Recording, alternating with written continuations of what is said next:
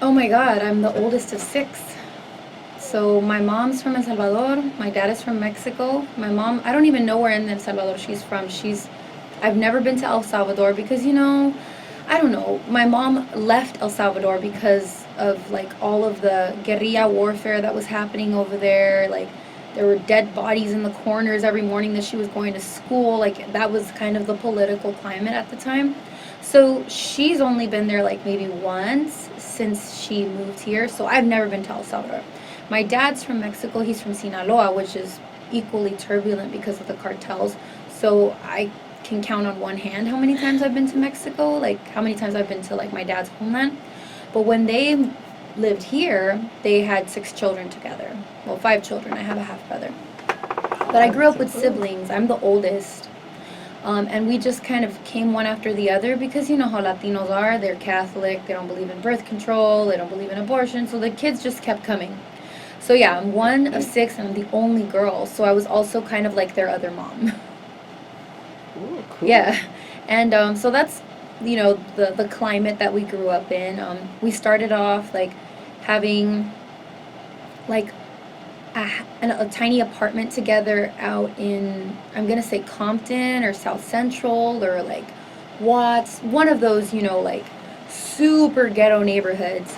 And then we moved to a house, and it was like a bunch of family members all living together, kind of sharing and splitting the rent. My dad was DJing. He was a DJ. He had like a party club. Like he would throw flyer parties at places like Florentine Gardens and like the Velvet Margarita, like all over LA. He would like rent out big halls, and he had like a gigantic like DJ equipment. So he started off,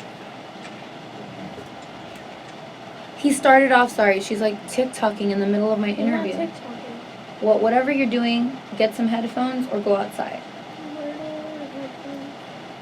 Anyway, so like, oh yeah, my daughter's in here with me. She's 11, everybody. She's in sixth grade, and she's like really, really into TikTok. And she's an only child, and I'm she's not got doing bad only TikTok. child syndrome. So shh.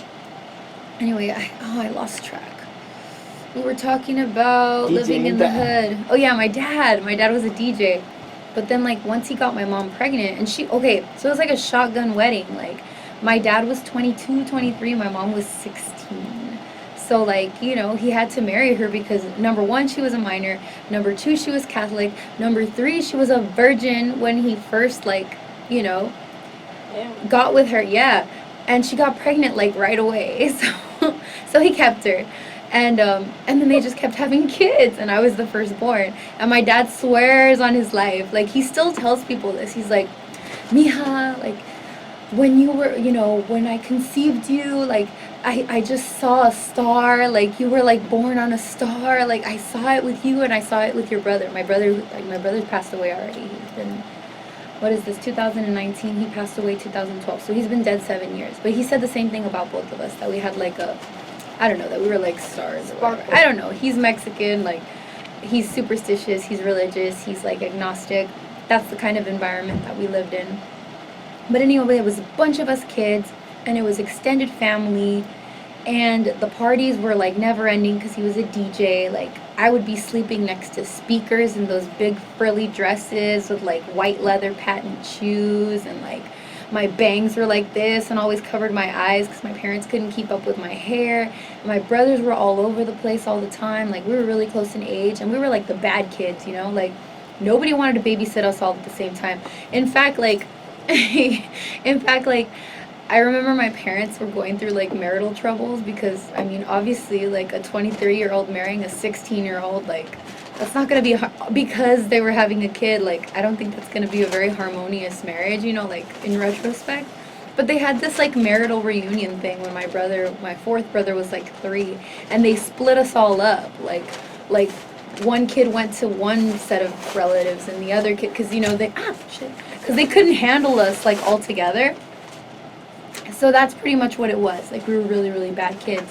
And then my dad always had this like entrepreneurial spirit, and he got it from his family, like from his side of the family. Whereas my mom was like forever a dependent. Like she never really learned how to, like she was like book smart, but she wasn't like exactly like a businesswoman, or like she wasn't the type of person that like had that entrepreneurial streak. So she, was delegated the task of like staying home with us kids, and she was like a terrible homemaker, like could not keep up with anything for the life of her, but she was a really, really good cook. So I think, that was like her redeeming quality. And she was like always on the phone. And so like we were just like, kids that were running around like I remember Law and Order SVU, like the theme song, like constantly playing since I was like 5. Like my mom was one of those moms, like a stay-at-home mom that watched like Spanish soap operas and like, crime scene television. And like my dad was like forever at work, like working like 10 to 12 hour shifts. Like he was not only DJing, but he was like also a welder. And that's how he ended up like starting his business. I think my 4th brother might have been like 1 or 2 when he finally set up his shop, and like we bought our first home. Like we were living the fucking American dream, like American like immigrants coming in and like, trying to set up a legacy for themselves, raising children. Like I learned English at school. Spanish was my first language. Like this was the 90s. Like where was I going to school? I think it might have been, we were in Bell Gardens first, but then like stabbings happened, like somebody got raped in the house because somebody broke in, the Northridge earthquake happened, and we realized that like our house was like built on very unsteady foundations, and like, like all sorts of drama just happening, like that moved us into, where were we at that point? Norwalk. So we moved to Norwalk, and it was like a super like anglified like like section of Norwalk, like nothing but a bunch of like white kids. Like the neighbors next door to us were like white old people that hated us kids because not only were we bad, but we were also Mexican, and it was the early 90s. Like there was definitely still like, I mean, there's always going to be racism. I mean, I hope there's not always going to be racism, but the life that I've lived has always been surrounded by racism. I don't know, maybe it's different for you, Camille. Camille, growing up at Leo, like with all those cultures, it's kind of different for you, huh? Do you feel racism? No, huh? Some people can be racist. Yeah, but is it like jokey or is it like real? It can be both sometimes. Like everybody like. Wait, speak into the mic. Here. This is my daughter, by the way. Here. Hello. I mean, is it different for you? Like, do you experience racism like how I did? No, not really. But speak into the mic. No, not really. So it's more harmonious now in 2019. Yeah. And you're okay, cool. So I mean, it was different for us, like we really could tell like the old neighbors next door like really didn't like us, like. But then again, it probably had something to do with like how we were always stealing the pomegranates off the other side of the fence. We still do that. It might have been that. But anyway, so my dad, like, he really worked hard to like provide for all of us. So our house kind of ended up being the place where all of our family hung out, like where we had all the parties, and he would set up DJ. We had weddings there, we had quinceañeras there. Like my dad was doing really well for himself pretty quickly. And so we went to these elementary schools that at first, me and my younger brother Angel, we had nothing but Spanish speaking classes. Like I don't know if you know this about the 90s. I mean, this is like an actual thing where like they would segregate the kids into like Spanish speaking classrooms. Is that the ones they call ESL?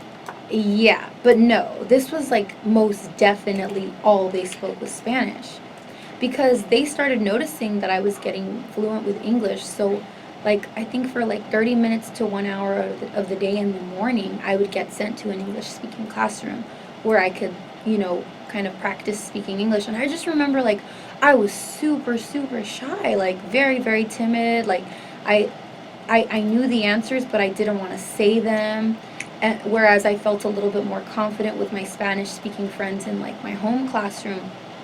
And it took a while for me to like finally decide that I wanted to move. Like they didn't even place me. Like one day, like I remember I was in the 3rd grade and I was in Miss McCabe's classroom, and I kind of just looked up at Miss McCabe and I was like, hey, can I be moved to an English speaking classroom? And she was like, you want to be moved to an English speaking classroom? And I'm like, yeah, can I do that? And she kind of just looked at me, and then she like made a phone call, and that day, I think it was like a week or 2 after school started, like the 3rd grade started for me, that I went into an English speaking classroom. So I wasn't even like they didn't place me, like it was my decision to move. And that's kind of when things really changed for me, because that was like the beginning of my, like a real level of assimilation into like American culture. I went from being completely immersed in like Spanish speaking culture to culture that listened to like rock and pop music, and like that listened to, I don't know, I think 102.7 might have been playing at that time, or it was definitely Kiss FM, it was definitely Power 106 that we were listening to. I started listening to like rap music. I started getting really into like English speaking music, where before that it was more about like a very like Latino Americano like style of life, both at home and at school. And I think it was actually really beneficial, to be really honest with you, because out of all of my six, all of us six kids, I'm the most fluent in Spanish.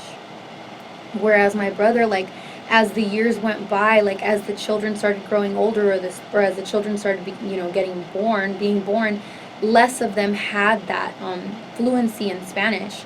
My daughter is like not fluent at all, actually. So it's definitely like a generational. It's probably like my sister too. My sister has that broken Spanish. I remember we were having spaghetti, and she didn't know how to say carne molida. She said carne mordida.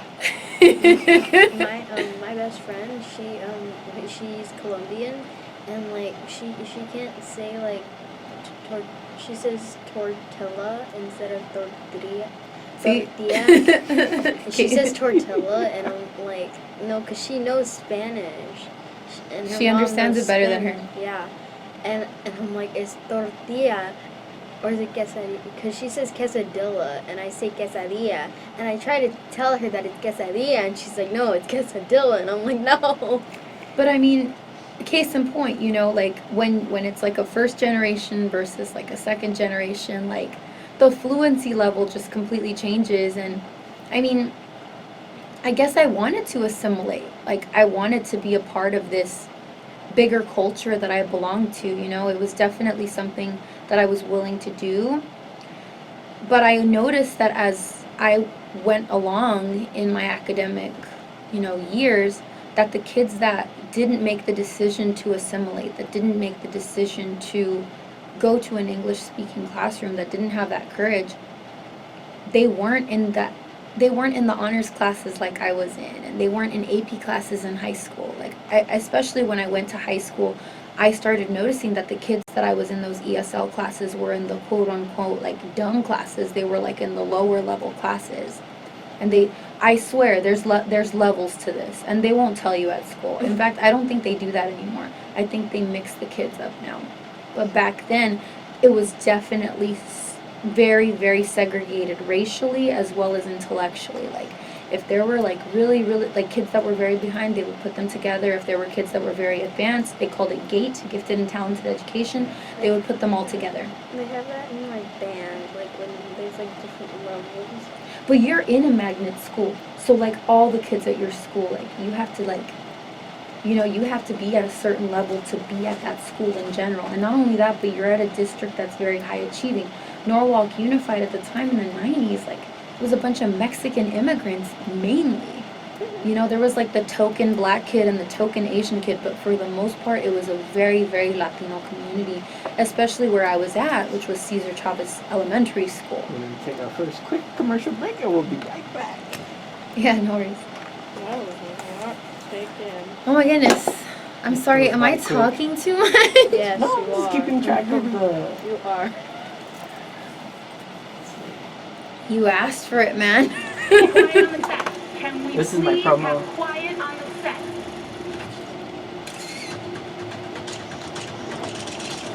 Hey, I'm Rob Flores, the host of the Golden Spotlight.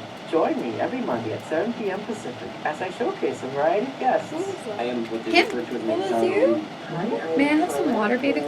Yes. And can you keep it away from the electrical equipment? We're going to put it down on the ground so that there's no risk of spill. Would you like some fries? And that's probably how every Canadian starts. No, I got really full off of that Beyond Burger. Yeah, it was actually good. Every week, someone steps into the spotlight and shares their story. You never know what we have in store on 22S Radio. I got to be on it. Yay. You're more in the camera, and I'm just like.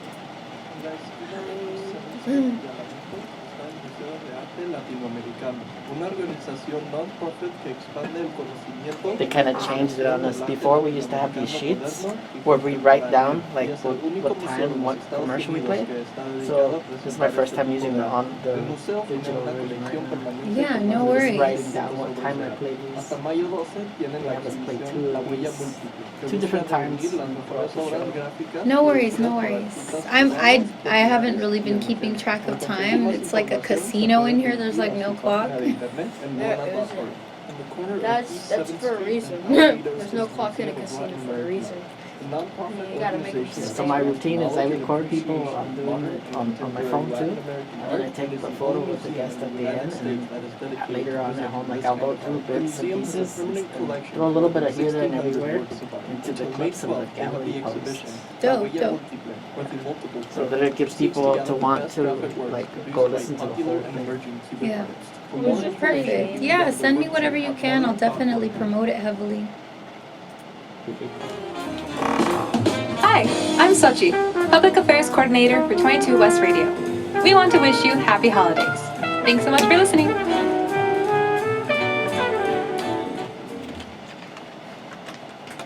Welcome back, ladies and gentlemen, to the Golden Spotlight. I'm your host, Rob Flores, and we are broadcasting live from California State University, Long Beach. And I'm back here with my guest. So I was wondering, you mentioned how your dad, he started a business in here and stuff. Did your parents talk about what was it like, the transition coming over here, and like, even just the language barriers? What was that like? Oh yeah, totally. My mom moved. Her mom brought her here. Her mom had been living here for a while, and she brought her here when she was 14. And when she got brought up, her mother had been away from her for so many years that the relationship between them was no longer like a mother-daughter relationship. In fact, it was like really abusive. My mom told me that her mother would beat her all the time, like super violent, to the extent that my parents had to move out. So my grandmother's immigrant experience was like, it was so laced with bitterness because she came over here trying to follow her husband, and then she found out that her husband was having an affair here in America. So she ended up just moving here and working on her own to bring her kids back. But by the time that her kids were here, they were all so grown up already that she didn't really have a relationship with them. And not only that, but she became a really like narcissistic, selfish, materialistic person that just like, she just became absorbed in this like LA, like Americanized lifestyle, where she would go out, she would go on dates, etc. Like she didn't know how to be a mom anymore, right? So that was the climate for my aunt and my mom and my uncle. And they were living in Watts. Their school, like, climate was super racist. It was in the 80s. So it was blacks against Mexicans. My mom would often shut herself inside of the classrooms and stay with the teachers and eat her lunch with the teachers because of bullying, because she was bullied, because the black girls would threaten to beat her up, because she didn't really get along and she wanted to stay safe. And they were coming from El Salvador, where there was already violence, where there was murders and, like I told you, dead bodies. On the other side of the spectrum was my dad. My dad was 18 when he moved over here, and he got his green card and everything. Both of them came here documented, right? They got their visas and they went through the process of getting citizenship. And my dad got his citizenship before my mom. So my mom was really, really, really smart. She did really well academically. But once she got pregnant, she dropped out of school and she focused on being a mom. So her world was the home. Her world was her family. But because she got here so early, 14, she was able to learn the language really well and really easily. My dad, same thing. Because he came here so young, he was 18. And he had been learning English in Mexico. And he had a trade, he was learning to be a mechanic in Mexico. He had the tools that he needed to come over here. But it was really hard for him, for both of them. My mom was living with family, but it was like really toxic, really abusive environment. My dad was living with family, with friends, and, he was like collecting recyclables, like scrap metal, scrap cardboard, like bottles, like anything he could do to like make money so that he can gather money together to get DJ equipment, and then to get a van and music, and to like be able to print flyers for flyer parties. Like, you know, that was the empire that he was building. Whereas my mom, you know, she was still in school, like she had to drop school. So having children kind of cut her ability to create success for herself short. And like, I just, as like a former educator, like I can't even imagine, like, you know, you're like trying to learn what it's like to like live and figure out what your dreams are, and then you like have a kid, and all of a sudden like Mexican tradition kind of you know, it impedes you from exploring that further, right? But as far as language barriers, like both of my parents completely immersed themselves because they were teenagers, and they learned to speak the language, and they learned through us too, through raising us. You know, we were in the school system, so we came home and we were speaking English, and they were learning to speak English with us. So we all became kind of fluent together as a family, like beginning with me and my brother Angel. But my dad was always a very savvy business person. He was always like very good with people. My mom was an excellent hostess. They were very family oriented. They had a lot of family here. The more people immigrated from America, the more that we helped them out by either providing them a space, etc. Like, you know, it was a thing. It was a thing, always having family around to support each other, whether it was like to get money and food together for a meal, or just to like provide that semblance of like the home country in this environment, which could be really cold. But at the same time, my parents were really open. They were not racist at all. So we grew up in a very tolerant and also like a very like embracing atmosphere where we had all kinds of people coming into our homes for parties. Like, so me and my brothers, we embraced all kinds of cultures because our parents were just so like I said, really open-minded. And not only that, but our parents were very like spiritually like open too. So they embraced different philosophies and different religions. We started off Catholic, then we tried out being Mormon for a while, and then like after a while we all just kind of started exploring science of mind, the law of attraction. We went to churches like spiritual like CSLs. We would go to like agape, like we started practicing like and learning meditation, yoga, things like that. So we were that kind of a family. My dad would like put on the Ramayana like after dinner, like so we were very about like all of our family. We all grew up kind of figuring out in America like what other people are there here, what can we learn from them, like not just exploring the cuisine but exploring the traditions. And where we lived, when we eventually bought a house and moved to Norwalk, it was especially perfect for that because, you know, we got to meet Asians, we got to meet Indians, we got to meet, you know, Africans, African Americans, like, so that was the cool part about living in Norwalk and being so close to Cerritos, which is another area that's very multicultural. Long Beach, one of the most multicultural cities in the state of California, right? So that's the climate that we grew up in, and I know that a lot of Latinos in LA don't have that kind of environment. In fact, when I eventually left Norwalk High, that's where I went to high school, I went to UCLA, and I had some friends, you know, or floor mates that lived in East LA or lived in Echo Park, that they told me that it was culture shock to be around so many Asian people, so many white people, so many Indian people. Like, they'd never really related to anybody other than their culture because,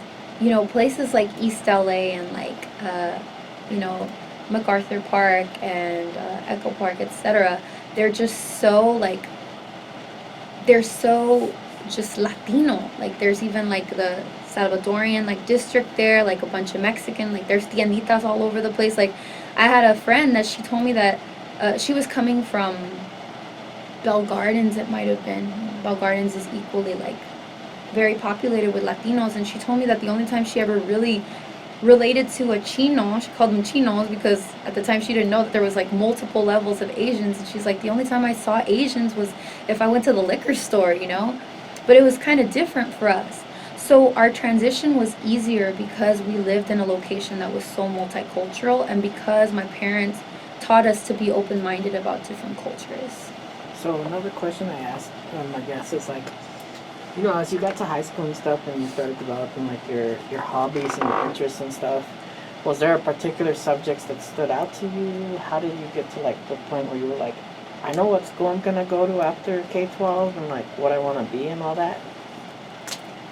Well, that all started really early for me. I remember the first year my dad started his business, we were really poor. I mean, you know that about businesses, I'm sure. The first year is the hardest. And we were at Goodwill because, you know, my mom and dad would take us to Goodwill because we couldn't really afford going to like department stores. And I remember there was this little diary. I think I might have been 7 or 8. It's like a hot pink diary with a lock. I had just started learning how to really write, and I decided, you know, I had seen TV shows about girls with diaries, and I decided to kind of explore what it would be like to express myself in a diary. And I've kept a diary ever since. I'm 31. And so writing became like my love. Not just writing, but reading. Since I started learning how to read, I started learning how to read in Spanish first, and then when I went into 3rd grade, we were reading Beverly Cleary, we were reading, you know, just like really fun books. We were reading Wayside School. We read Harry Potter in the 4th and 5th grade. I just started really getting into reading and getting really into writing, so I knew that that was something I wanted to explore. But also, since I was a kid and my dad was a DJ and music was just all around us, both of my parents were really big enthusiasts for music. And also because this was like Disney culture at its height, right? 90s, Disney princesses. I started really getting into singing. I really liked singing since I think my parents told me I was like 3 or 4 years old when they started hearing me sing around the house. And I would put on The Little Mermaid, that was my favorite movie.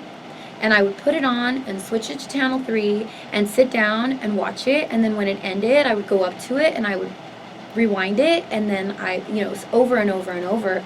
And I was really into Gloria Trevi. As I got older, I started getting into Mariah Carey, into Whitney Houston. Like, I wanted like a big voice, you know, like I was attracted to like big singing and like love songs and like, you know, power ballads and stuff like that. So that was also something that really, really hit me. So I had these 2 passions growing up. And the first one was music and singing, and the second one was writing. So as I got older, my grades were always good. I was a total nerd. Like, I was a straight A student. I didn't really have a lot of friends. I hung out with nerdy kids. And as I got into middle school, you know, same thing. I was always in the honors classes. And then I got into high school, same thing. So I joined choir in high school, and my teacher was a classically trained soprano. And she acknowledged how passionate I was for singing, and she also like affirmed my talent, you know?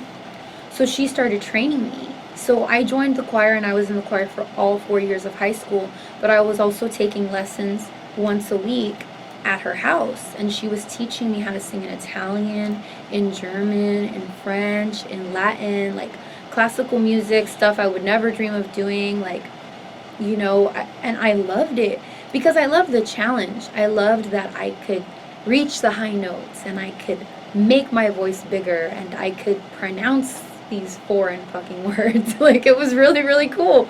It was really, really cool.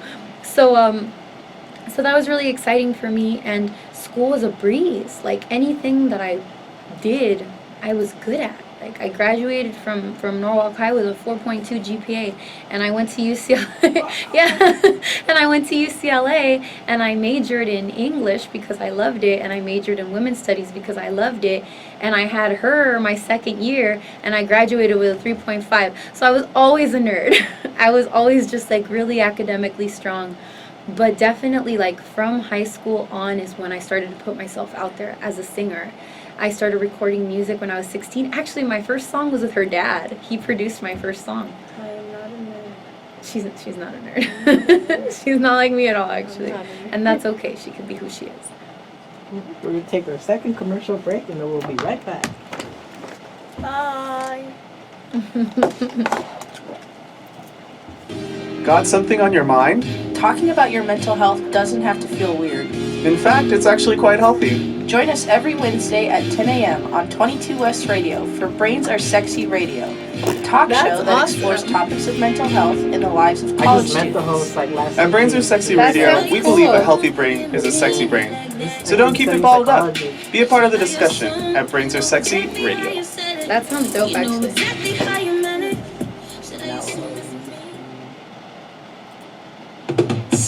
Oh my goodness, I'm sure you have a lot of questions for me, so I'll try to cut it a On little bit Friday, November shorter. 15th, 5 departments on campus join forces to Our present other Hush, the staff members were Carpenters there. at Long Beach Because State. normally, like, they tell us, like, make sure we don't have any cursing on there. Oh my goodness, I'm so sorry. They didn't The catch it, event did will they? feature Dr. Karen Thompson, author of the book Why Karen It's because Carpenter pretty much Matters, after we along with Dr. record our Vivian show, Vale like, from the Bob it's Cole read Conservatory to of Music. one of their hard And drives. musical performances by Christine Gooder Well, I'm sure you from guys the can bleep me, it's CSULB just Choir one and F-bomb. Pacifica. All they do is they tell us if there was, just write it down so we know, like, in case, so that we don't, like, forget to, like, edit later or whatever.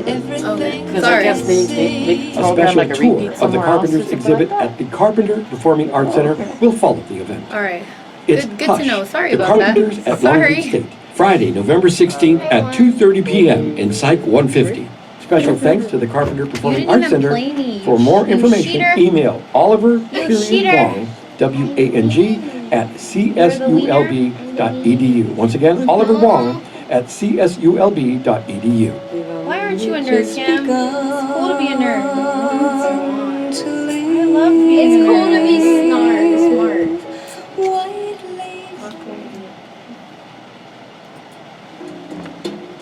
Hi, I'm Jack, the music and production director for 22 West Radio. And as we reach the end of our fall semester here at Long Beach State, I want to wish you a delightful holiday and New Year. Thanks so much for listening. Welcome, ladies and gentlemen, to the Golden Spotlight. I'm your host, Rob Flores, and we are broadcasting live from California State University, Long Beach. Hi. And I'm back here with my guests. And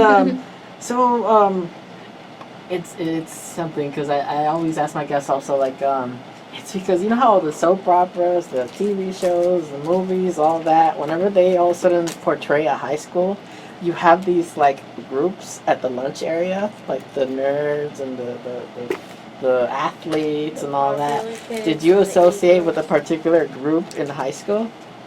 I associated with several groups in high school. During lunch? Yeah, during lunch. So when I was a freshman at the bottom of the totem pole, we used to hang out by the basketball courts, by the gym. So it was all of us nerdy kids hanging out together by the basketball gym. And then I ended up dating this guy. It might have been my, like, junior year, and he was pretty popular. He hung out with, like, juniors and seniors, but he was an Asian guy, so I ended up getting moved to the Asian table. I wish I was making this up. We've met a lot of Asians in our life. Yeah, we've definitely been surrounded by Asians. Her too, but My yeah. mom's like 1% Asian, like Japanese. But I'm like 75% Asian at heart. Anyway, so yeah, I hung out with the Asians. And then senior year, I guess we were at the upper echelons of popularity, and we hung out, like, in the center of the quad. It was a transition, like, with all of the seniors and, like, people that were in ASB and, I don't know, athletes.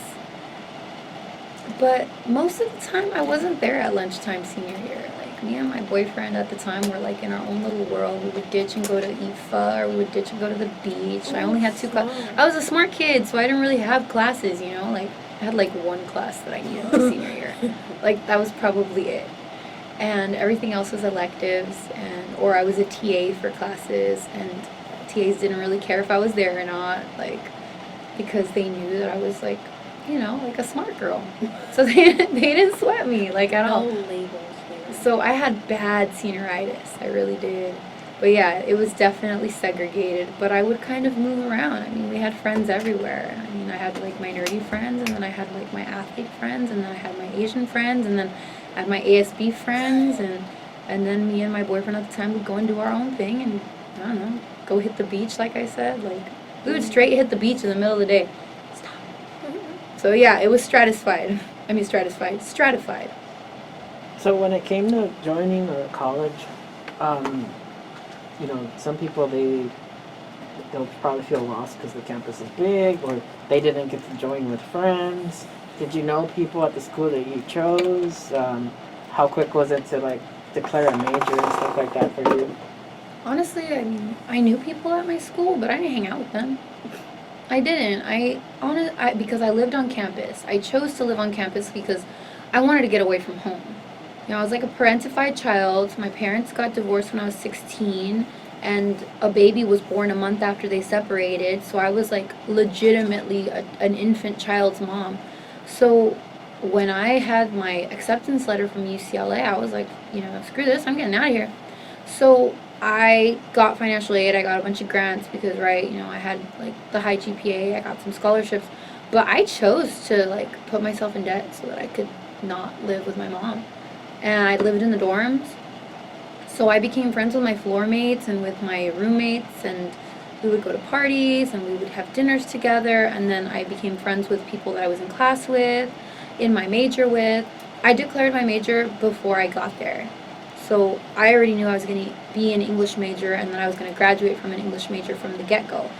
But I also had this like large regret. Remember I told you I had senioritis? So I completely like just... I flaked on turning in any kind of demos or any kind of auditions for music schools. I just didn't do it. Like, I was just so caught up in like being a girlfriend that it wasn't on my mind. I think that's really my only regret about like being in high school and like having a relationship, is that I didn't really focus so much on what I ended up becoming now, which is, you know, a professional singer and an artist. I mean, I had projects and stuff, but I guess I also didn't really believe it. Like, I know that's crazy. That sounds kind of crazy, but like, I don't think I really believed in myself enough to actually audition for a university, because I felt like, I don't know, I didn't feel like I was good enough to like declare a major in music. And I immediately regretted it when I came to UCLA, because when I came to UCLA, I started going into music. I started taking private lessons, and they were so expensive. They were $100 an hour, and I would go once a week. So I spent $100 every single week on voice lessons. And then I took music classes to prepare myself so that my freshman year, after I auditioned and I got into the music school, that I would be able to transition into the music major. And, you know, the department would see that I was serious because I already had like music classes under my belt. But that didn't happen. I actually got rejected from the music department. And it was so painful for me. Like, it was beyond, like, I cried. Like, it was the most horrible experience ever to like try out and then to be rejected. Because when I was in high school, I was like this big fish in a small pond, you know, like nobody really questioned, or like nobody ever made me feel like I wasn't good enough as a singer, you know. I always felt very confident. So then you go to this big old like university with like crazy amazing singers who play instruments and have been singing all their lives, like since they were little kids, and they've been training and they've been in productions, and they have parents that are in Hollywood or parents that are in the music industry. And I'm this, you know, Mexican girl that with immigrant parents who's like, you know, half of her education is loans and half of her education is grants from just like being so like academically strong, that, you know, it was very intimidating for me. And I ended up not giving it a second chance as far as going into like the music major. And I decided to completely dedicate myself to my English major, and I made that a source of creativity. And then I met her dad, my daughter's dad, and he had a studio. So what I did instead of becoming an opera singer or aspiring to become an opera singer is I aspired to become an artist that told her own stories, because it married like my two passions, which was writing and singing. So, you know, that level of like rejection, oh my god, like just talking about it right now is so painful, right? But that level of rejection that I experienced, it actually was a door that was closed that opened the door for something that resonated more with who I eventually ended up becoming, and I have no real regrets about that at this point, because I don't think I would be happy as an opera singer. Like, I don't think I would relate to as many people as an opera singer as I can as a songwriter that writes her own music and writes about the things that she's experienced and puts them out there. And I mean, it's more fulfilling for me now to do that. But that was my first exploration. Her dad and I started working together on music when I was 16. So I was still in high school. Does he sing too, or what? He's a rapper and a producer and a filmmaker and an author. What else is he? He does social media. No offense, father, but you really do so.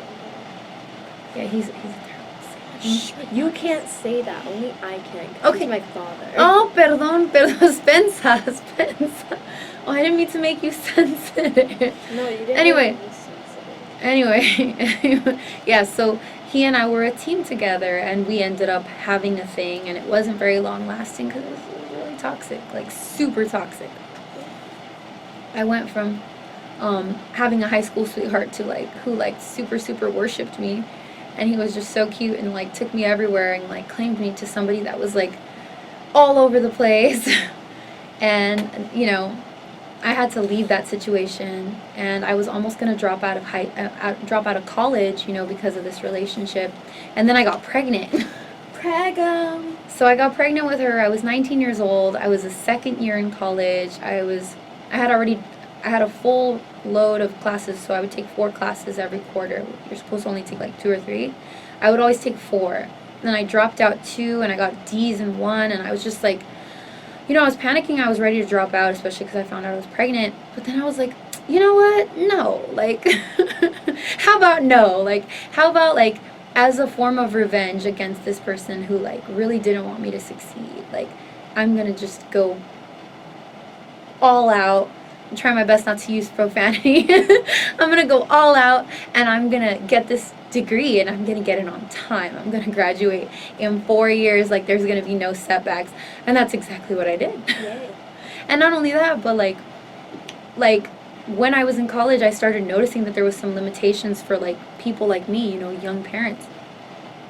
But I, like, whatever I set my mind to, I did. Like, I found family housing for me and her because, I couldn't be pregnant and then nursing and then with a baby in the dorms that, with a bunch of other single kids. I mean, I was in school. I was having, like, Braxton Hicks contractions during my midterms. Like, I really continued going to school all the way until I was ready to pop, and I had my daughter at UCLA's hospital. I was born out of college. Yeah, she was born in college. She was a college baby.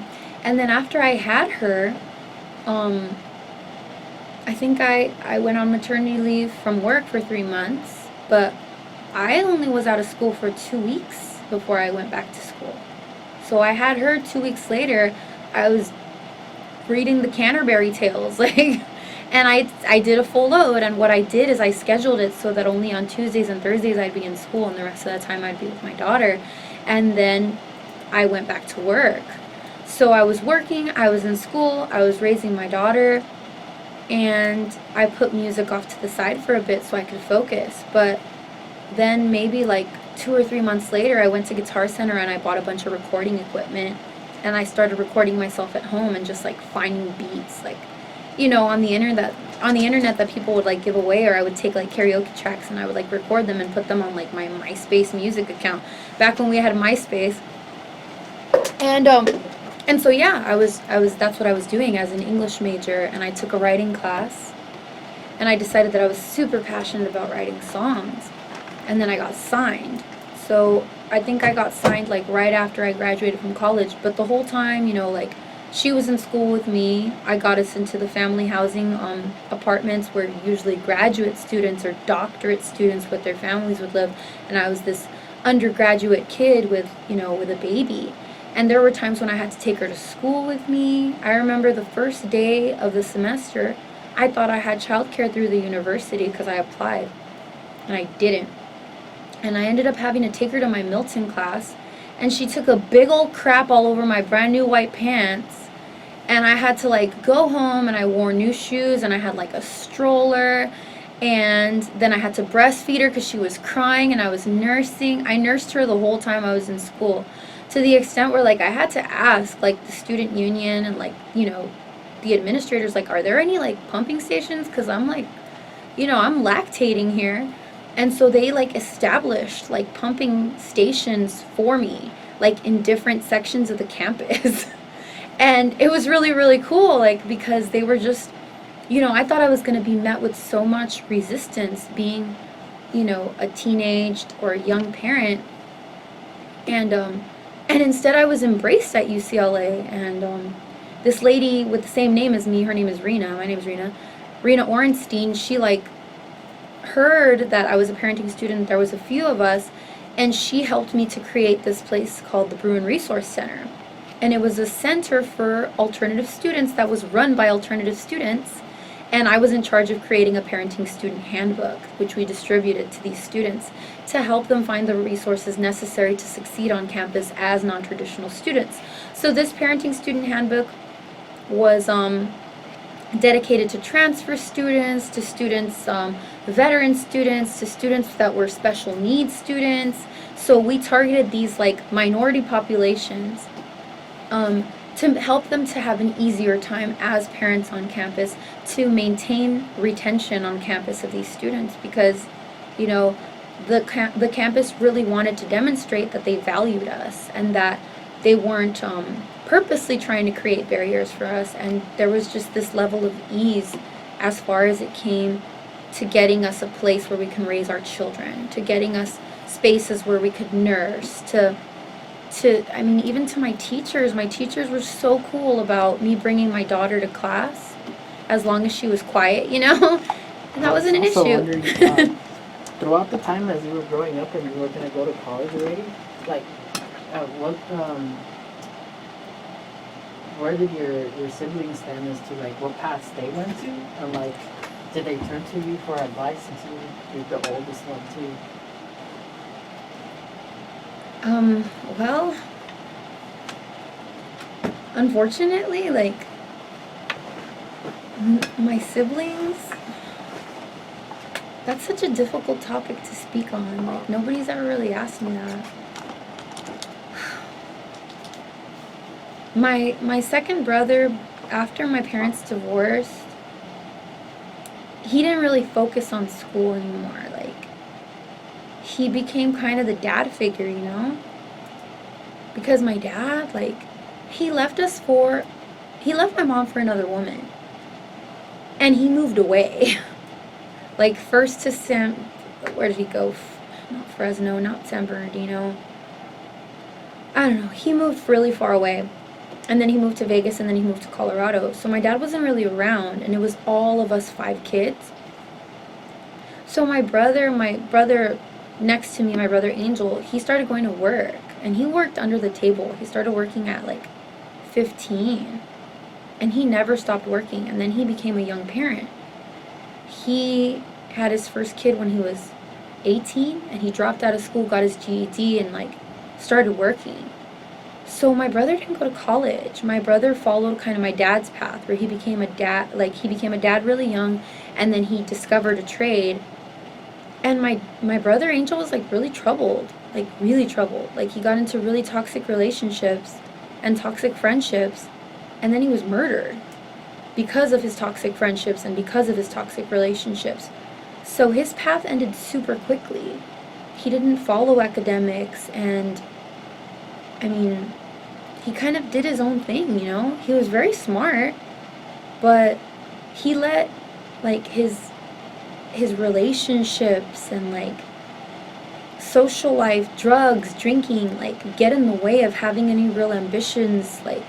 And then he also would, like, say things like that I was the smart sister, but that I was, like, really smart on books, but I wasn't very smart on life. Like, he would always kind of make fun of me like that.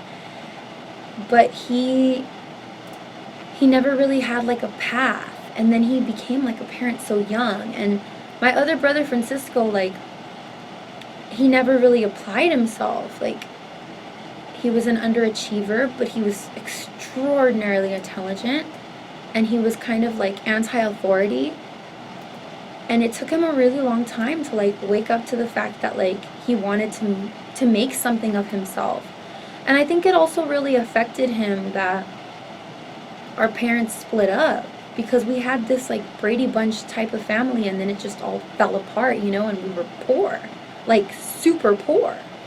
And we were all kind of raising our baby brother together. So he was really affected by that, and he like turned to like video game addiction and like relationships as well.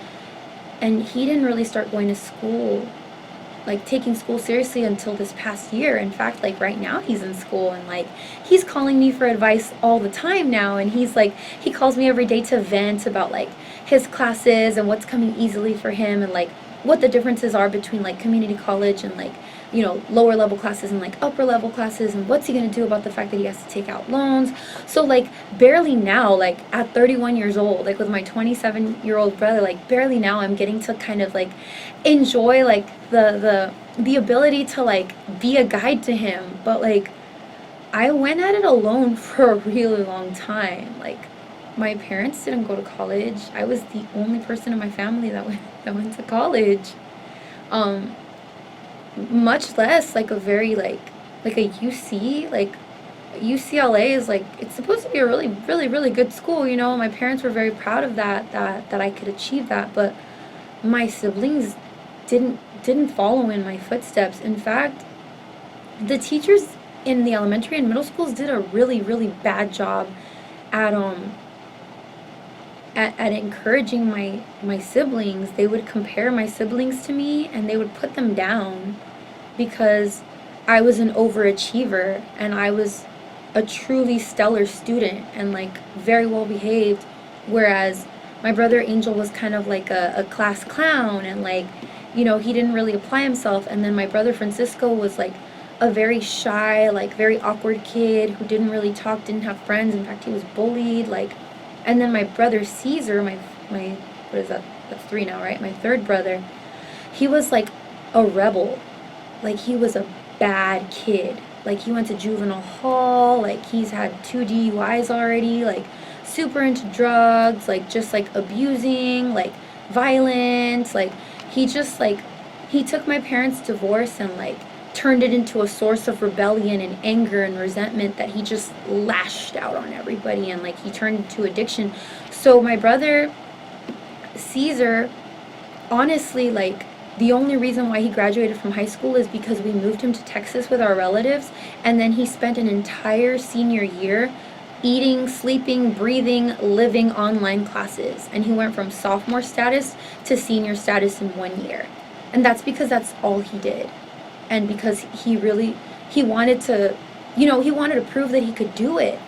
And I was so broke when he, like the week before he graduated, and I was working as a substitute teacher, and my last check from them was a $3,000 check, even though I worked only 3 days that last month. So it was like obviously a clerical error, but I was like, holy crap, quick, let's cash this because I'm going to watch my brother graduate. And that's exactly what I did. He was in Texas, and we drove from LA all the way to San Antonio to watch him graduate, because that's how proud of him I was, because I've always been so like academically oriented, and to see my brother really focus himself like that, I wanted to show him that it mattered to me. And I still have his like graduation tassel. I have it in my car, and I like, it's a source of great pride for me that he chose to like apply himself, because, you know, I'm sure you can see the pattern now, but like the divorce that my parents put us through, it like shattered everything for us kids, and all of us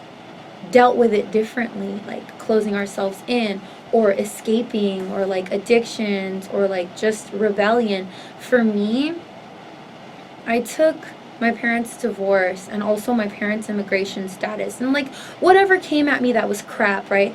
I kind of, there's a saying, right? Like a queen, you know, builds her castle or builds her empire with the stones that are thrown at her, right? That's kind of how I took it. Like anything like challenging, because I love challenges, that came at me, like I kind of created with it. And I knew that I couldn't yell at my siblings about being better, and I couldn't put them down about wanting to have a better life. Like all I could do was just be an example for them. And like as it's getting to me because, like, you know, like I have a dead brother, and then I have a brother that's like addicted and lost, and then I have another brother that's like barely like making his way up, and then I haven't even told you about my autistic brother. Like, you know, like that's all we can really do as siblings, especially because we're the oldest siblings. Like, all we could do is be an example. Like, in fact, like, all we can do is be an example in general for the people around us. Like, we can't talk down to them, we can't tell them to live better, we can't make them feel bad about the choices that we make. Like, all we could do is be the best that we can be, and hopefully if they see that, then they want to do something for themselves that's similar, or that they feel inspired in some way to create a path that's equally fulfilling and inspiring and joy producing, right? So yeah, that's pretty much my siblings and me. My autistic sibling, actually, it's crazy, but like, he's autistic, but he's high functioning, and he's actually the one that admires me the most, and that like asks me for advice the most. And it's interesting because he takes his disability as a challenge. Like, for him, he takes the fact that he's autistic, like, okay, yeah, I'm autistic, but I'm still smart. Like, yeah, I'm autistic, but I can learn this and I can learn that. He's taught himself how to play the piano. He's taught himself how to sing. He takes psychology, like college classes, as a junior, and he's in these like upper level classes, and he's an autistic kid. He's on the spectrum. And that's crazy to me, because he'll like call me and ask me for things, or when he watches me sing, I can genuinely see like the awe on his face, like, wow, like my sister's like a really, really good singer, or like, I want to go to UCLA like my sister. Like, that's really the only time, like the only sibling that I've had that really wants to do what I do and genuinely like creates a path to do it, you know? So yeah. You know, I also have a segment in the show where I pretty much call it the timeline, because it's pretty much listing like the jobs you've held leading up to where you are today. Oh wow. Okay, my first job was a babysitter. Babysat kids around the neighborhood. It was great. Helped me with becoming a parent. My second job, my real job, I was an opera singer and a hostess at Macaroni Grill in Cerritos, and I had that job until I went to college. When I was in college, one of my teachers, she offered me a position as a TA for her class. So I TA'd for college students as an undergrad college student in a molecular biology class, that focused on AIDS and STDs. And then I was also a grader for a high school, for Venice High School, but that was terrible. I was super flaky. I was awful. I got fired. Like, it was really bad. It was really, really bad. But then I also became the official writer for the Bruin Resource Center, which was actually a job that I created with my friends. We created this center at the campus for non-traditional students, I told you. And I did that until I graduated from college. And then I went back to working at Macaroni Grill, and I had that job until I became a substitute teacher. But before that, I flirted with corporate. I worked as an insurance, like a call. What was I, like a customer retention specialist. I worked on the phone with client retention for different companies, which was super boring and like eating my soul alive. And so I eventually quit that, or I might have gotten fired from that, actually. I think I got fired. Yeah, I got fired from that job, and then my brother died, and then I became a substitute teacher. So I didn't work for a while, and then I got into subbing, and subbing saved my life. Like, I was a sub for 5 years, and I started subbing for ABC Unified Cerritos, and then I subbed for LAUSD, and like I met all the bad kids. And like, it's interesting because like all the ghetto kids, all the bad kids, like one of them even stole my phone, they stole my purse, they put my marijuana record on the internet. Like, it was terrible, like really, really bad what they did to me. Like, they hazed me my first year, but like, it was like such a great learning experience, and I really fell in love with education, and I found that I could really relate to students. So I did that for 5 years. And then in March, I quit, and I started focusing on music full time. So I've been focusing on music full time, and I do a range of things. And this all kind of started like after I graduated from college, where I started getting into the studio and doing like ticketed events and like working with rappers. I was like a hook girl. I got signed to a label, and then I quit that label after my brother died so that I can grieve him. But I was always kind of singing in the interim of these like official jobs, you know, the kind of stuff that actually gives you like a tax return. And but I was doing, you know, I had that entrepreneurial spirit, but I also had this like nurturing spirit that my mom gave me. So I fell in love with education because I enjoyed taking care of people, but I also, and helping people, but I also fell in love with art because it was my form of self-expression. I love being on stage. So I did that, and that's what I've been doing. So now I record music for myself and for other people. For example, last week I was in a session with Disney, and I've worked at Disney before. I've done their, you know, New Year's Eve parties. I've done Downtown Disney. I'm what you call a working musician. So I gig all over the place. I do private parties, I do weddings, I do quinceañeras, I do corporate events. I sing at bars, I sing at clubs, I sing at the casinos. Like, wherever I can get paid to do what I love, I do it, right? And then that's what I do now. And I put out music videos, and I write poetry, and that's pretty much my existence. But it all kind of started with like helping other people, you know. I have a two-part question, and I always ask my guests this question. And it's something because apparently, okay, how do I explain this? People, I was told, they were like, oh wow, like normally people ask me where do I see myself in 5 years, but I asked them where do they see themselves after retirement. Oh, I'm gonna be in Japan, homie. I was 18 years old when I went to Japan for the first time. And the whole reason why I went to Japan is because, like I told you, I enjoyed helping people, and I've always worked with kids. And I always wanted a sister growing up. So when I was in high school, my first year, all the way through my fourth year, I was in Big Brothers Big Sisters of America. So I mentored kids in elementary schools, and I helped them with their homework and things like that.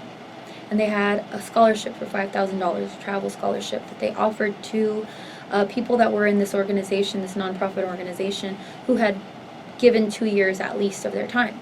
So I wrote an essay, and then I gave them an itinerary, and I went to Japan, and I fell in love so much. Like, after that I became a Buddhist. I'm a Buddhist. After that I became a Buddhist, and like I embraced like this existence of duality, you know, because Japan is all about duality. Here we're very like, America's very materialistic, very corporate, very all about illusions, all about like appearances.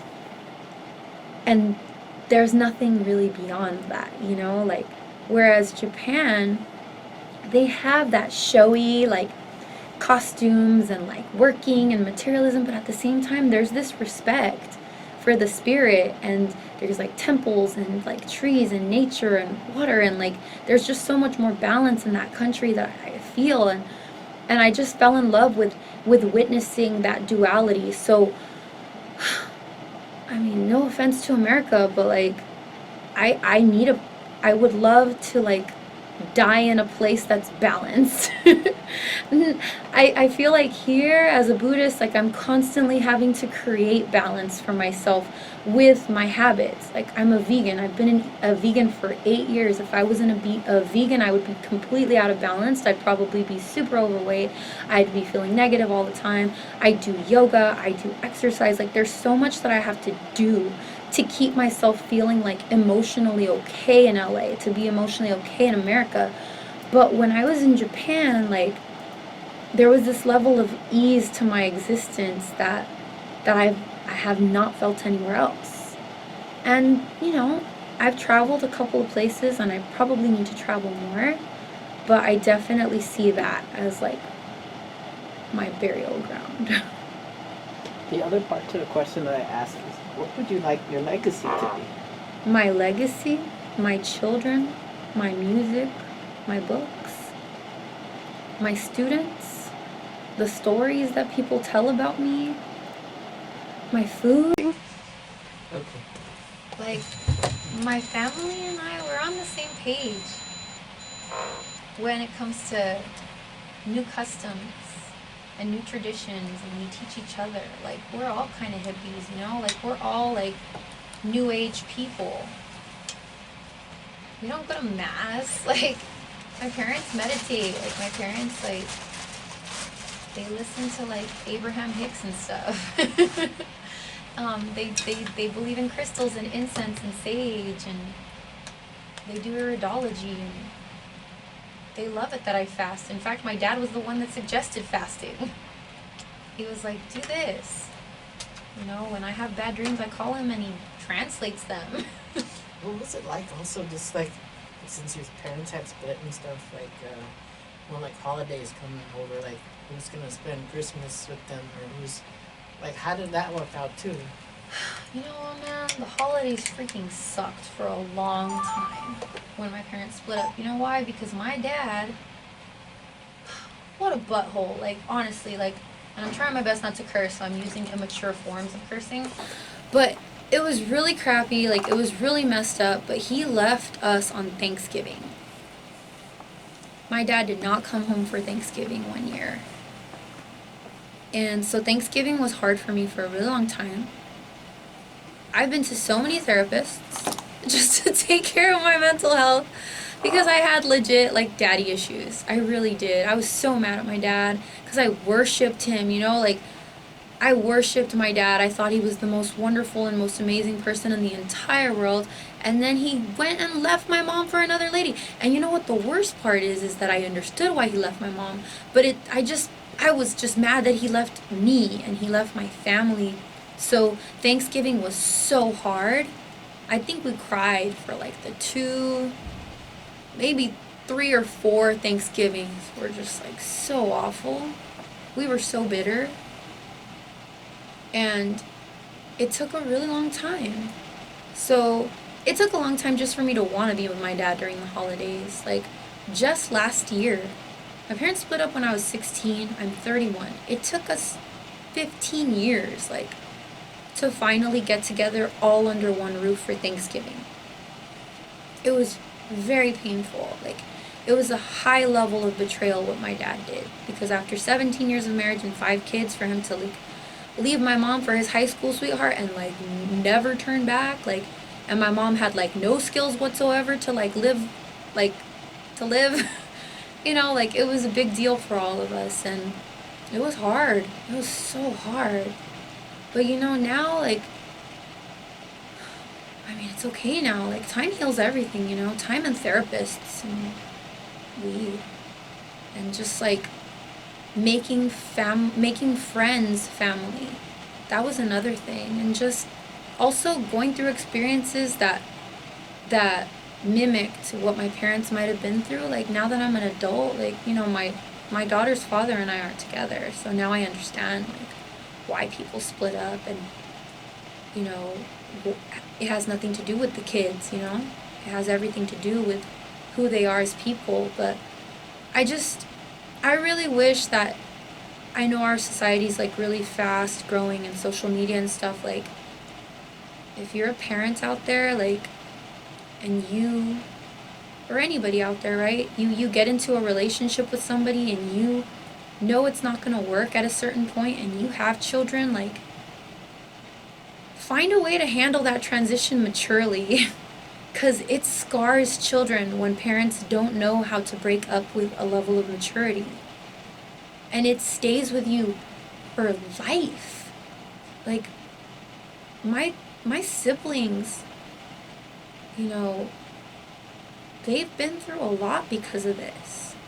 So, I mean, whoever is listening out there, like, you know, really learn how to be an adult in your relationships and go to counseling, read books, self-help, whatever you need to do to have healthy relationships with people, whether they're friends or family members. That's one big thing I've learned to do, because hurt people, you know? So if you're listening and you're going through a hard time with somebody that you're relating to, like, it's your responsibility to find the tools necessary to be a better human to other people. And when you get right with yourself, you can be better for other people. You know what I mean? So yeah, it was hard, but it worked out because we all got our heads right, all of us. I remember, you know how health is one of the classes you usually get to take for general ed. I had a professor who, she pretty much told the class that she'll give them extra credit. They experience what it's like to go to the campus health office and speak to a therapist. That's cool. And so that was pretty different. She's like, because I don't want you to think of the context that when you go to a therapist, it's only people that they're already going crazy or something. That it's a natural type of thing. So I'm expecting you all to, because I'm going to give you those freebie points. You go. So that was definitely something different. I've never would have imagined, what is that like? You'll imagine in the movies there's the little leather sofa, and they're like, tell me, what was it like? Start from the beginning. Like, that's a typical movie thing. But Oh, yeah. Yeah, just the idea that it's a natural thing for people to go to. It is. I mean, and I think nowadays, presently, there's a greater awareness of the importance of mental health. There's this saying that a lot of people say, it's like, if you were sick, your stomach was feeling ill, or, you had a disease, you go to the doctor right away, unless you don't love yourself, right? So how is it different when your mind is troubled, when you're feeling depressed, when you're feeling anxious, when you're feeling really, really bad, when trauma hits you? Like, how is it any different between to go see a doctor that's going to help you with giving you tools and with providing you with healing for your mind versus for your body, right? Not only that, but the philosophies that I grew up with my parents, what they taught me through the books that they gave me, they really opened my eyes to the fact that the mind and the body are completely connected. That whatever you're experiencing in your body, that sickness in your body begins first in your mind. Because think about the diseases that we have and how we feed them, what behaviors we engage in, what foods we eat. And when our mind is right and when we love ourselves and we feel good about ourselves, we make choices that reflect that and we don't get sick. So those two things go hand in hand, and Latinos, there's such a stigma attached to therapy. There's such a stigma attached to embracing your mental health. But I grew up with a mother that suffered from mental illness. My mom was depressed from the very beginning. She came from trauma and she continued to feel trauma, and then she had children and that created postpartum depression, and she was constantly having to seek help for her mind. So it wasn't something that I was ashamed of. In fact, my mom, when she saw me going through it, getting pregnant and then going to school and all of that, she really pushed me to going to see a therapist and to talk about what had gone on. And my mom's an intuitive, my whole family actually, we have a really deep spiritual psychic background. All of us, we have that gift or that ability. So, she really helped me out with that. And because I have that knowledge, I'm able to help other people, in the classroom or with my lyrics, or, just even giving people advice on how to better their lives. It's really interesting. I always have, so many questions that I want to ask my guests and stuff, and time goes by so fast. And it's really something because, management recently sent us an email saying, there's going to be a process if you want to, ask for a second hour. 'Cause normally I'm 1 hour. But it's just so interesting. So management, I'm sorry if I went over, but think of it as a trial run. What it would be like if I have a second hour, because I'm just going to finish up this hour later. So another question is, like I said before, you never know who could be listening, and chances are there's someone who can relate to my guest of the week. And, again, for someone that's their family has gone through divorce and stuff, are there any other things you would like to give as suggestions to someone that their family right now is going through something like that? And, Other suggestions? Confront your parents about your feelings and confront them honestly. ask them for their side, both of them, and then come to your own conclusions. When you hear both sides, it helps. That was the biggest issue with me going through divorce is I only heard my mom's. I heard my dad's side at first only, and then I heard my mom's side in the heat of emotion when it first happened. And then over the years, you know, I would only get little spoonfuls and tidbits of what happened, and I never really got a full story. Never really got a full story until recently. And once I had a full story and I was mature enough to understand the story is when I was able to just look at it very honestly and be like, my dad was 23 and he was still not over his ex. My mom was 16 and she was a child. And that, what tools did they have to succeed? You know, my dad came from a family of abuse, and my mom came from a family of abuse, and my dad's family stayed together, but there was abuse even as they were married. And my mom, they split up, and her mother was a single parent, and there was abuse. So when I got to know my parents and hear their stories, I was able to develop compassion for them.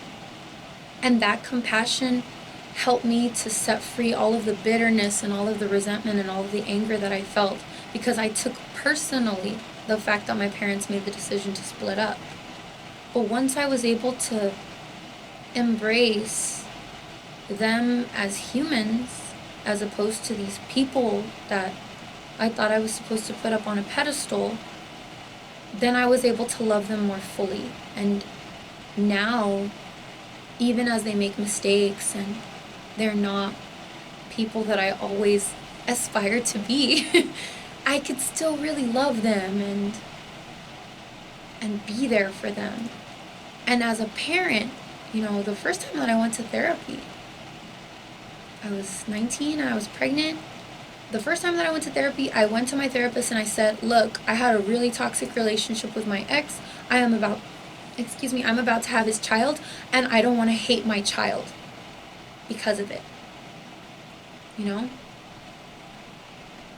And the goal was to release the resentment with that partner so that I can have an unconditionally loving relationship with my daughter. And, you know, so witnessing what happened with my parents helped me to become emotionally mature at a much faster age so that I can be the best parent that I could be to my child. So if your parents are splitting up or they split up, make it a priority to take care of your mental health. Make it a priority to learn to love and accept your parents for who they are and the choices that they make. And then, whatever relationship that you have, deeply examine it and make sure that you're not repeating the mistakes of your parents in your relationship. Because we tend to do that. We tend to take what feels like home and mirror it in our personal lives, whether it's a good home or it's a broken home. And I did that in my relationships. I've had some really toxic relationships, and I'm barely now getting an opportunity to experience a healthy relationship. And it took a lot of mistakes, and it took a lot of learning, and it took a lot of spiritual growth and self-help books and talking to people who had healthy relationships and listening to music and watching movies. You have to make it a priority. You have to make it a priority to be happy and to be healthy and to seek the best version of yourself, no matter what trauma you experience, because that's our life. You know, how are you going to take your trauma and run with it? How are you going to take it as a lesson and a blessing instead of a curse? Because a curse keeps you in the victim role, and there's no power in being a victim. There's only power in being a survivor. Right? Now, this is such a cool guest. Like you've overcome a lot of Thank you. obstacles and stuff, and I was wondering also, you mentioned about losing a loved one and stuff too. The grieving process and stuff like that too. So, what tips do you have also for someone that's just recently lost someone as well? Oh my God. I've experienced death 3 times in my life. My brother passed away.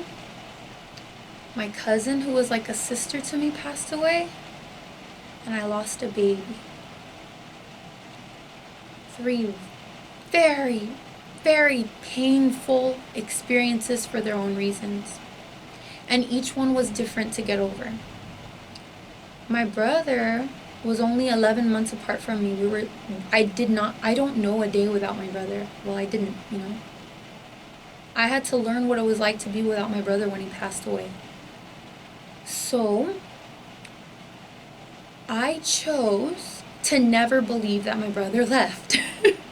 And it sounds like denial, but remember that I'm a deeply spiritual person. So,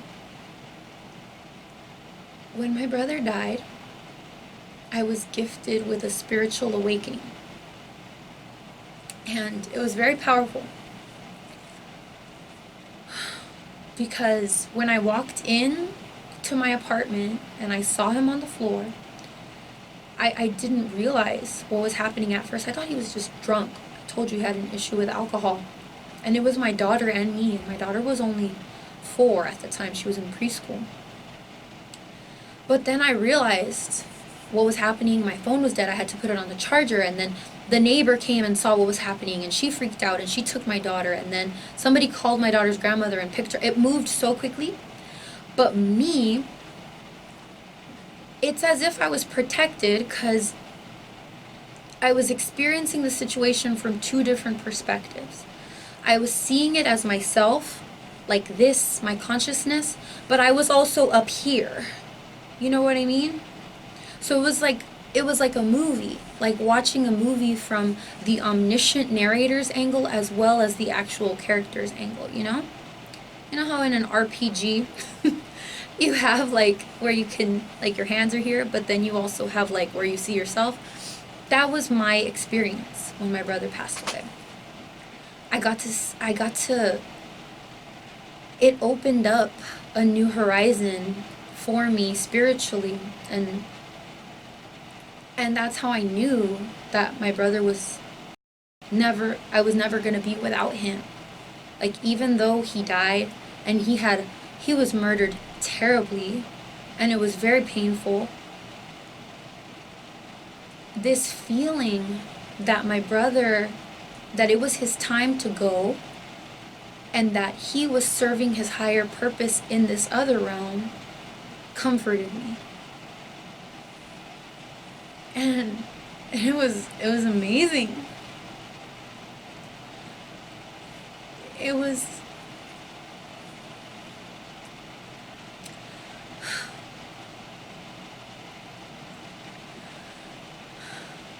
nobody wants to have that kind of a spiritual awakening. Like, you hope that it's gonna be like through like ayahuasca or something,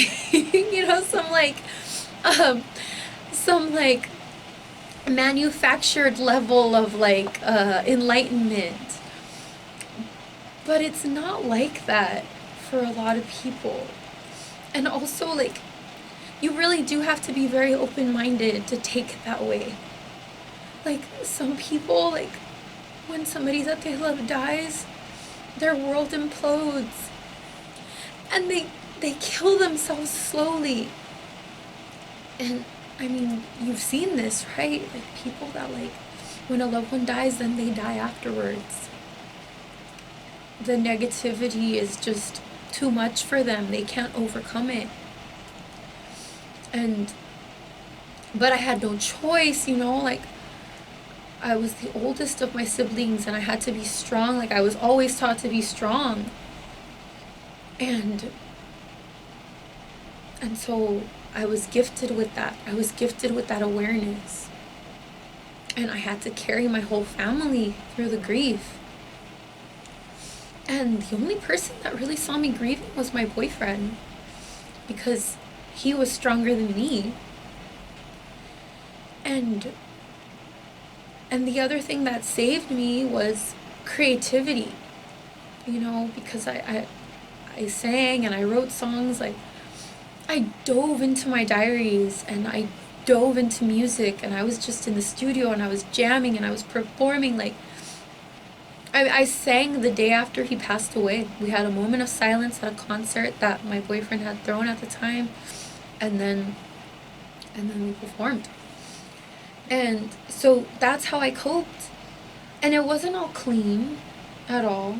Like, I smoked a lot of weed. Oh my God, I think I was a stoner for that whole year.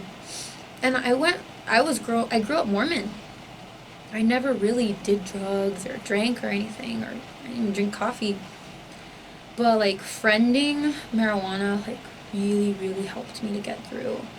And I don't know how your audience is gonna take this. I'm sorry. Like, I'm being as transparent as possible, but it was the vibration that I needed to be at, and I eventually didn't need it anymore. You outgrow weed at a certain point. I know that sounds crazy to some of you that are like diehard stoners out there listening, but you do outgrow it eventually if it's not meant to be for you. But it was definitely a healer for me. And so was music. Drinking was not my friend. I don't advise drinking for people that are grieving, because it can get you into worse situations. In fact, that's how my brother died. My brother was grieving. My brother was grieving a relationship's end, and my brother was depressed. He had already tried to kill himself. And he got into a really bad fist fight with his best friend, and his friend pummeled him to death with the leg of a chair. And that was alcohol for him. So if you want to cope with grief, don't drink. 'Cause drinking, they're called spirits for a reason. Okay? They're called spirits for a reason. And they really help you to meet your demons. And if you're not strong enough to face them, they'll devour you. I lost one brother to alcohol, and I lost my cousin to alcohol. She was 18. She was a brand new mom. Her daughter had just turned 1. Tiny, petite little thing. And it was a drunk driving accident. She didn't have her seatbelt on. Flew out the car. It was on the news. Oh, that was so hard for me. The spiritual awakening that I experienced with my brother's death, and the creativity that I felt, and it was a cushion for me. But my cousin's death, it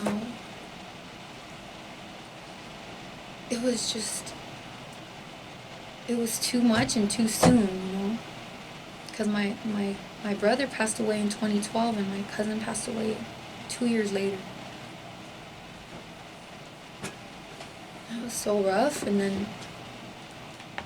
then losing a child, that happened maybe a month before that. A month before before my cousin passed away, I lost my child. And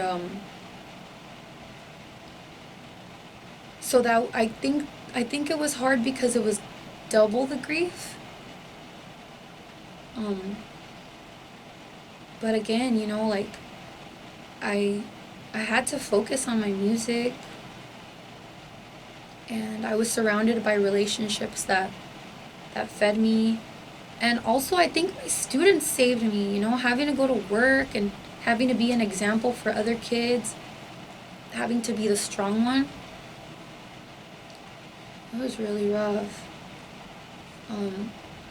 But there's a light out there for you if you're grieving anything, if you're grieving the loss of a loved one, of a child. There's people out there that love you, and you have to stick to them. And And there's therapists, healers, spiritual communities out there that are just looking for the opportunity to lift you up. Like, going to church helped me. I started singing at church, and I started developing these spiritual communities, so that was another way of helping me with my grief. So yeah, I mean, if you're grieving out there, if you're still not over a loved one, it can even be a breakup, because a breakup feels like a death too, you know? I don't underestimate that. I don't underestimate how breakups can hurt us, especially if they're toxic, especially if you were in love with a narcissist, if you were in love with an abusive person who made you feel like you weren't worth anything. That's a level of grief that's just so painful. So my advice, if you're out there grieving somebody that you loved that's no longer around, whether it's because you guys had to separate or because it was a death, especially an untimely death, remember that you are responsible for your happiness. You are responsible.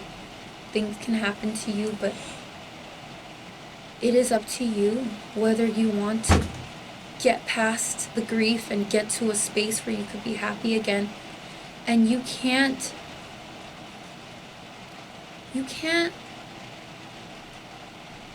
shoot yourself in the foot by putting yourself in circumstances that are going to go against that goal. For example,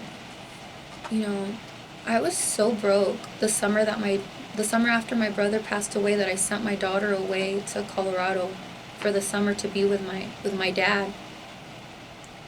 And I thought that was the right thing to do. Because I thought, okay, I don't have any money, I can't support my child, I'm grieving.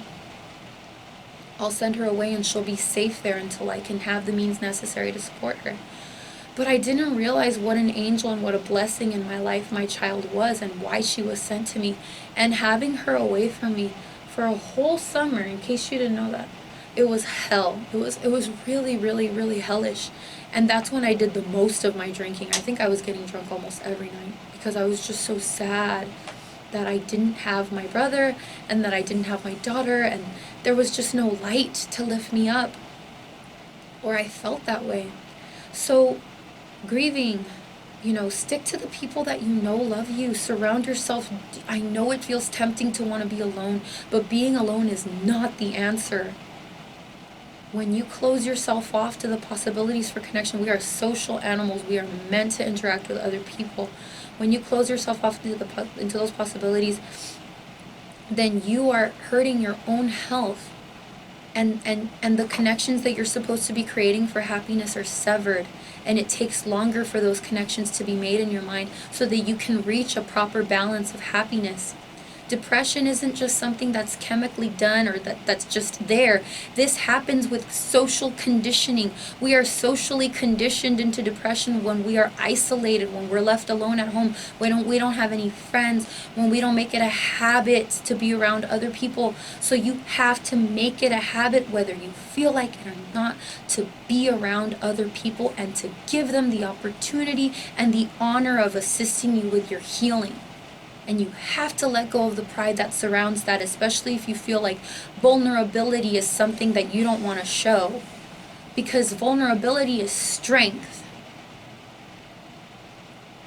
So yeah, stick to people. Find ways to express yourself. Go to a professional.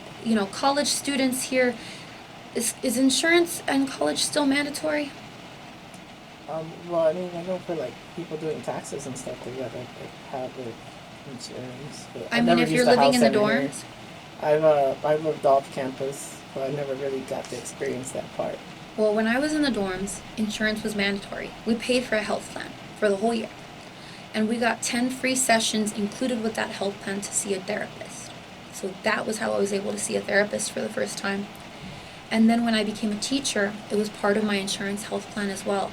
But even if you're out there and you're receiving benefits from the state, if you're somebody that receives welfare or, whatever, general relief, even if you don't have any kind of means, there are professionals out there that are willing to help you. There's even people out there that are completing their hours and they are looking for case studies, and you could be one of those case studies. So there's no obstacles out there if you are willing and interested in taking care of your mental health if you're going through something tough. And this school cares about its students, and if you're out there listening and you need help, you're going through something tough, you're feeling depressed, you're going through grief, you went through a breakup, your parents divorced, whatever trauma that you're facing, it doesn't matter how small it seems in your head or like people won't care. You know, we are out here trying to help you, and we want you to get to a place where you can feel happy. And you know, there's nothing wrong with reaching out. We're almost out of time, but I do also get a question from my guests too. Like obviously, like I mentioned before, that I try to find different people from different professions and stuff. And lately they've been like, "How'd you find me?" And it's something because I'll Google a different profession, or I'll Google a hashtag, and I'll be like, Los Angeles this or Long Beach this, and a website popped up, and I mentioned the whole substitutes and you have music videos and you have all this stuff. So obviously, I also have this section where I have my guests obviously share how can people contact them, as a plug-in too. Like, how can people reach you? How can people find your content as well? Oh man, I'm super accessible. Like, I'm on Instagram as Rain Bisou. I'm on Twitter as the Rain Bisou. I have a website, rainbisou.com. You can email me. I think my phone number might be there somewhere on Instagram. I have a Can you spell it? RAIN, like the rain that falls from the sky. RAIN BISOU. So you could just Google that if you want to reach out. I've been a mentor all my life. All my life, I've been helping younger people.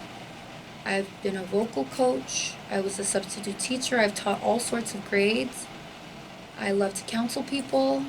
I've completed spiritual mind classes on how to pray for people. I've married people. So, if you need somebody to talk to for advice, whatever you're going through, I'm as easy to contact as a DM, honestly. Very, very accessible, and I've been through some crazy stuff. So I am not the type of person that judges. Even if you need help with your career, like let's say you're trying to do better in school, or you need help with your resume, I don't know, I've done that for people, or you want to talk to somebody, you need resources for spiritual healing, or I don't know, anything really. You're looking for work in music, you need more direction on how to build a website. I have so many connections all over the world because I've done my very best to be good to people and to not burn any bridges. If you come to me, I'll happily point you in the right direction with whatever you need. But I definitely specialize in music, parenting, writing, vegan eating, mental health, and spirituality. Oh, and of course, anything having to do with femininity and sexuality, of course, I'll be happy to help with that too. But no perverts, please. Thanks. Well, I want to thank you for taking the time to be here on the Golden Spotlight. Thanks for having me. It was a pleasure talking with you. Oh boy. One of the classes I had to take, capstones, right? One of the core ones. I had to take a class called the Family Stress and Coping. And I remember part of our primary thing that we had to do in order to finally, pass, was we're going to be placing groups. And she was passing this list of these lots of different powerful things that families might go through. And my group got how illnesses and disabilities impact families. And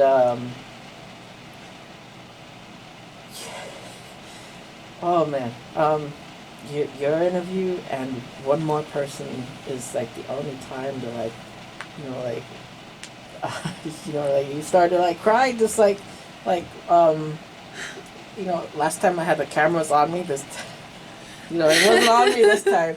I learned from the last time, but the first time was I would see a blind student that I would pass by at least once every week, and when I got assigned homework assignment, I was like, I'm always seeing him like at least once a week, and I'm like, at first I was like, man, is it rude? And I'm like, can I use you as a homework assignment? Like I gotta pass, I gotta graduate, I gotta have my degree.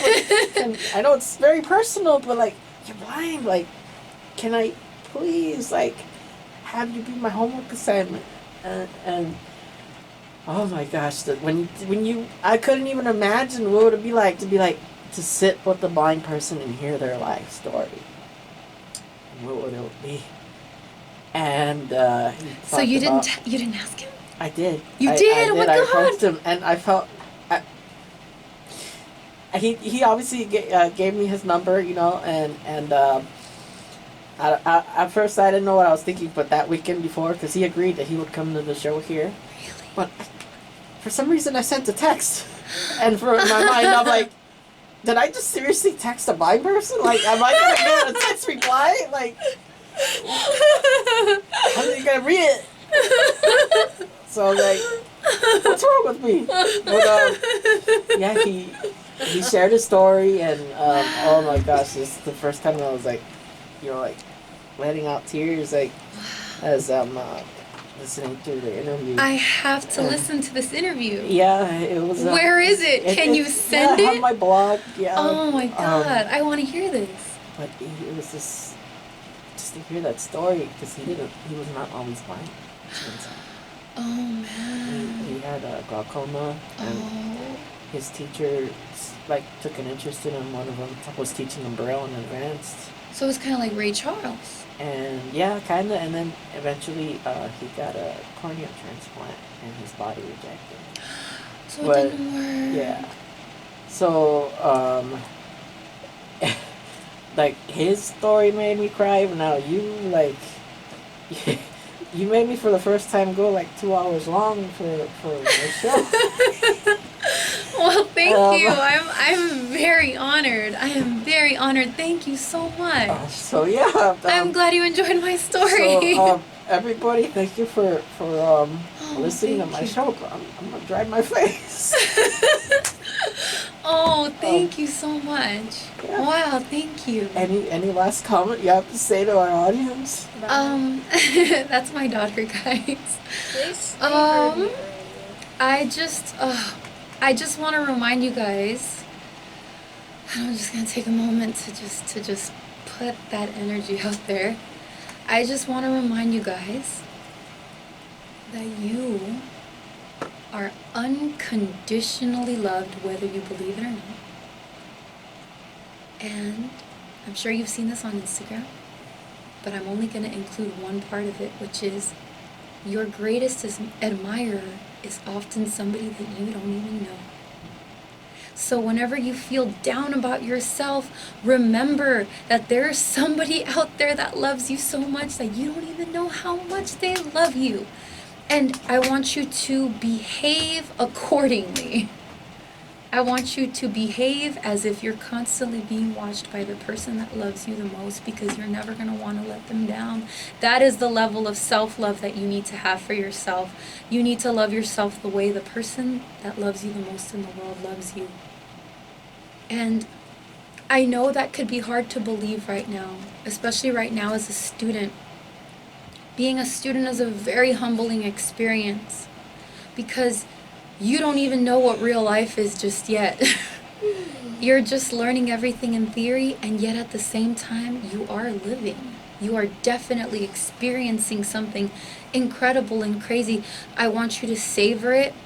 If you're a young student right now, you're in your 20s, I want you to take every experience that you possibly could that you know thrills your heart, and I want you to chase it, and I want you to embrace it, and I want you to savor it, and I want you to not have any regrets.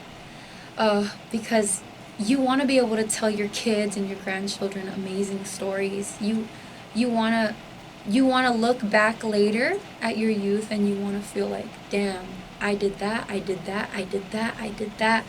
And also, I want you to remember that the universe is always looking out for you. That everything that's happening to you right now is happening in your best interest. Even the things that seem negative, they carry the seed for something positive. And lastly, I want you to remember to fail forward. So every time that you make a mistake and you fall on your butt, I want you to take the time to examine the mistake, and I want you to learn from it and create the opportunity for success with that failure in mind. And I don't want you to ever give up. Ever give up. Whatever your dream is, the only way that you can ever really, really fail is if you stop pursuing it. And that is all. Thank you very much. Bye.